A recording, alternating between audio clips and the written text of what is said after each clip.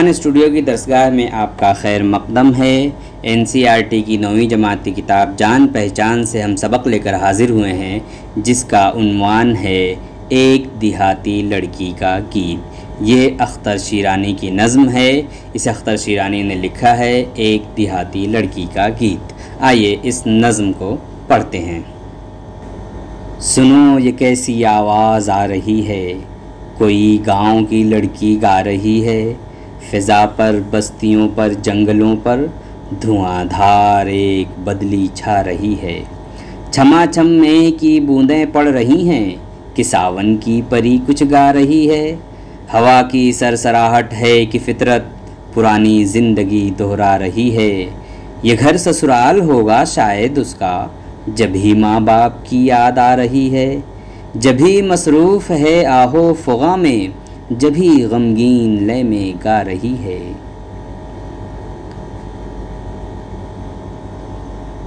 शिवाले में गजर भी जाग उठा, ठना ठन ठन की आवाज़ आ रही है।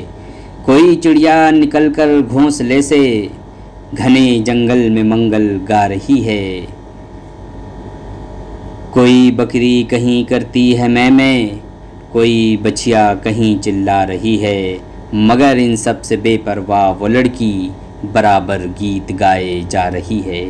ये अख्तर शीरानी की नज़्म थी, एक देहाती लड़की का गीत। इस नज़्म में अख्तर शीरानी ने ये बताया है कि एक लड़की है, नई नई शादी हुई है और वो अपने ससुराल में है और उसे अपने माँ बाप की और अपने गांव के, अपने मोहल्ले की याद आ रही है और उसकी वजह से वो गमगीन है और उस गमगीन होने की वजह से वो एक गमज़दा गीत गा रही है और उन सब चीज़ों से बेपरवाह होकर वो गमगीन लय में गीत गा रही है। अपने आसपास के माहौल से बेपरवाह होकर वो गा रही है। आइए आगे बढ़ते हैं। पहली मश्क है, माना याद कीजिए। फ़िज़ा, माहौल, गमगीन, रंजीदा, उदास, मसरूफ़, मशगूल, आहो फ़ुग़ा करना, दुख दर्द का इजहार करना। गजर यानी घंटा, मंगल गाना, खुशी के गीत गाना। शिवाला, शिव मंदिर। बछिया, गाय का मादा बच्चा। गौर कीजिए के तहत कुछ बातें पेश की गई हैं। आइए इनको हम पढ़ के देखते हैं कि इसमें क्या कहा गया है। नज़्म में एक लफ्ज़ जब ही का इस्तेमाल किया गया है। ये जब और ही का मुरक्कब है। इसी तरह ही के इस्तेमाल से बनने वाले दूसरे अल्फाज भी, मसलन तब और ही मिलकर तभी बना है, अब और ही मिलकर अभी बना है, कब और ही मिलकर कभी बना है। यानी यहाँ ये बता रहे हैं कि दो लफ्ज़ मिलकर एक लफ्ज़ बनाया गया। जैसे जब और ही को मिलाकर जब ही बनाया गया है, इसी तरह तब और ही को मिलाकर तभी, अब और ही को मिलाकर अभी और कब और ही को मिलाकर कभी बनाया गया है। तो इसमें ये बताने की कोशिश की गई है कि दो हुरूफ को, दो अल्फाज को मिलाकर हम एक मुरक्कब लफ्ज़ भी बनाते हैं और उसी का इस्तेमाल इस नज़्म में इस्तेमाल हुआ है। नज़्म में आहो फ़ुग़ा की तरकीब भी आई है। इसमें दो अल्फाज हैं, आह और फ़ुग़ा को मिलाने के लिए वाव का इस्तेमाल किया गया है। यहाँ वाव के माने और के हैं। क़वाइद में इस वाव को हर्फ़े अत्फ़ कहा जाता है।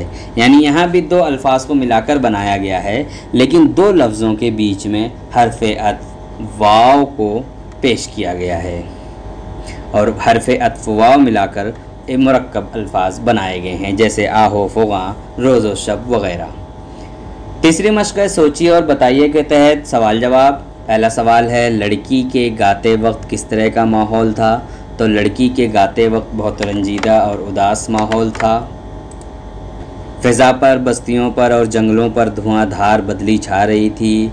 छमाछम में की बूंदें भी पड़ रही थीं और सावन की परियां भी कुछ गा रही थीं तो और हवा भी सरसरा रही थी। इस तरह लड़की के गाने के वक्त ये माहौल था। दूसरा सवाल है, लड़की गमगीन लय में क्यों गा रही थी? चूँकि वो अपने ससुराल में थी और उसे अपने माँ बाप, भाई बहन और अपने मोहल्ले गांव की याद आ रही थी, इसलिए वो गमगीन लय में गा रही थी। तीसरा सवाल है, लड़की किन चीज़ों से बेपरवाह होकर गा रही थी? तो लड़की अपने आसपास के माहौल से बेपरवाह होकर गा रही थी। आखिरी मश्क है अमली काम। हरफ़े अत्फ़ वाव के ज़रिए दो लफ्ज़ों को मिलाने की कुछ मिसालें पेश कीजिए। जैसे आहो फ़ुग़ा आया है, रोज़ो शब है। इसी तरह आप और अल्फाज तलाश कीजिए जिसमें हरफ़े अत्फ़ वाव का इस्तेमाल किया गया है। इस वीडियो में इतना ही। अगले वीडियो में हम फिर किसी और सबक के साथ हाज़िर होंगे।